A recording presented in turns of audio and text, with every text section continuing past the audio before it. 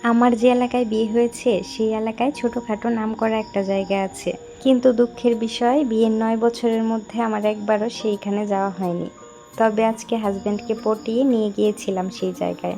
ঈদের এই কয়েকদিন কোথাও ঘুরতে যাওয়া হয়নি, তাই আজকে সকাল সকাল খাওয়া দাওয়ার পর রোদের মধ্যেই বেরিয়ে পড়লাম ঘুরতে।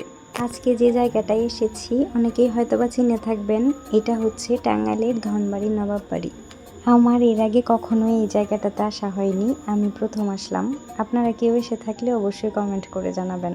যাই হোক, প্রথমে গেট দিয়ে ঢোকার পর বিশাল বড় একটা ভবন, দেখতেই অনেক বেশি সুন্দর লাগছে সামনে থেকে। আর এটার ভেতরে কিন্তু ঢোকা যায় না, তবে বাইরে অনেকগুলো ছবি রয়েছে। কাউকেই তো আসলে আমাদের চেনার কথা না, নিচে নামও দেওয়া আছে, আমি একটু ভিডিও করে নিলাম। 2015 সালে রিয়াজ আর পূর্ণিমার একটা ছবি করা হয়েছিল এই নবাব বাড়িতে। আমি আসলে নামটা ভুলে গেছি, এখন মনে আসছে না। সিনেমাটার নাম যদি কেউ জেনে থাকেন আমাকে অবশ্যই জানাবেন কিন্তু। আর এই যে ছোট গেটটা দেখতেছেন, এটার ভেতর দিয়ে ঢুকলে যে ভবনটা, সেই ভবনটাই হচ্ছে নবাবের বাসভবন, মানে নবাব যেখানে থাকতো আর কি। আমি আসলে এইসব কোনো কিছুই জানি না, আমার হাজব্যান্ড বলে বলে দিচ্ছিল।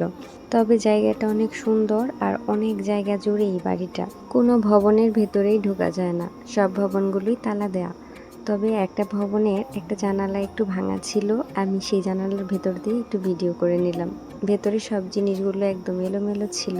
নবাবের এই বাসভবনের পেছনের জায়গাটা আরো বেশি সুন্দর ছিল, একদম গাছগাছালি দিয়ে ভরা। আমরা যেহেতু রোদের মধ্যে গিয়েছিলাম, আরো বেশি ভালো লাগতেছিল এই জায়গাটা। একদম ঠান্ডা ঠান্ডা হাওয়া দিচ্ছিল। আর হঠাৎ করে দেখি একটা মামা আইসক্রিম বিক্রি করতেছে। আইসক্রিম বললে ভুল হবে, এগুলো হচ্ছে বরফ। তবে যাই হোক, গরমের মধ্যে এই বরফ আইসক্রিমটা খেয়ে অনেক বেশি ভালো লাগতেছিল। আসলে আমরা একদম ভর দুপুরে বের হয়েছিলাম, আর দুপুরে বেরোনোর কারণ হচ্ছে ওর বাবার আবার বিকেলে একটা কাজ ছিল, আর বিকেল 5টার পর নাকি এটা আবার বন্ধ হয়ে যায়, সেজন্য। আইসক্রিম খাওয়া শেষ করে তারপর আবার ঘোরাঘুরি শুরু করলাম। আসলে অনেক বড় জায়গা, ঘুরতে বেশ অনেকটা সময় লেগে গেছে। এইদিকে আবার একটা বড় পুকুর ছিল, এখানে এসে দেখি সবাই এখানে পুকুর পাড়ে বসে আছে। আর এইখানে অনেক সুন্দর বাতাস ছিল, তাই আমরাও কিছুক্ষণ বসেছিলাম। তারপর এই যে দেখেন, রোদের মধ্যে আমার ছেলে দোলনায় ওঠার জন্য পাগল হয়ে যাচ্ছিল। কি আর করার, বেরোনোর আগে ওকে আবার এই যে একটু দোলনায় উঠিয়ে দিয়েছি, কিন্তু উঠানোর পর আর নামতেই চাচ্ছিল না। আর আমরা এসেছি অনেকটা সময় হয়ে গেছে, তাই হচ্ছে বের হয়ে পড়লাম। কিন্তু নবাব বাড়ির চাইতে নবাব বাড়ির এই মসজিদটা আরো বেশি সুন্দর। তবে আমরা যখন এসেছিলাম তখন হচ্ছে নামাজের সময়, সেজন্য তেমন একটা ভিডিও করতে পারিনি, বেশিক্ষণ থাকিওনি, চলে এসেছি। ঘোরাঘুরি শেষ করে বাড়িতে যাওয়ার আগে আবার ধনবাড়ি মার্কেটের ভেতরে ঢুকেছিলাম। তেমন কোনো কিছুই কেনাকাটা করিনি, একজোড়া জুতা পছন্দ হয়েছিল, তাই হচ্ছে এই দোকান থেকে একজোড়া জুতা কিনে নিয়েছি। আপনারা কেউ কখনো ধনবাড়িতে এসে থাকলে আমাকে অবশ্যই কমেন্ট করে জানাবেন কিন্তু। জুতা কিনে তারপর আর বেশি দেরি করিনি, বাড়িতে চলে যাব, কারণ দুপুর হয়ে গেছে।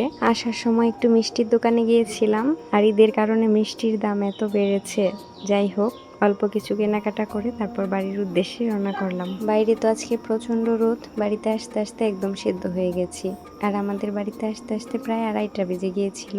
আর ওর বাবা যেহেতু আমাদেরকে রেখে আবার বাইরে বের হবে, তাই ঝটপট করে সে আগে ওর বাবাকে খাবারটা দিয়ে দিলাম, আর তারপর বাবুকে খাইয়ে আমিও খাবারটা খেয়ে নিয়েছিলাম। আর বিকেলবেলা আমার ছেলেটা বার্গার খাওয়ার জন্য খুবই আবদার করতেছিল। ওর তো বার্গার খাওয়া নিষেধ, তারপরেও দাদু হচ্ছে তার জন্য বার্গার কিনে নিয়ে এসেছে। কি আর করবো, একটু দিয়েছিলাম। আর এদিকে যে তেজপাতাগুলো যে নেড়ে দিয়েছিলাম সেটা কিন্তু শুকিয়ে গেছে, এখন গুছিয়ে নিব। যাই হোক, আজকের ভিডিওটা এই পর্যন্তই। কেমন লাগলো জানাবেন, দেখা হবে নতুন ভিডিওতে। সেই পর্যন্ত সবাই ভালো থাকবেন।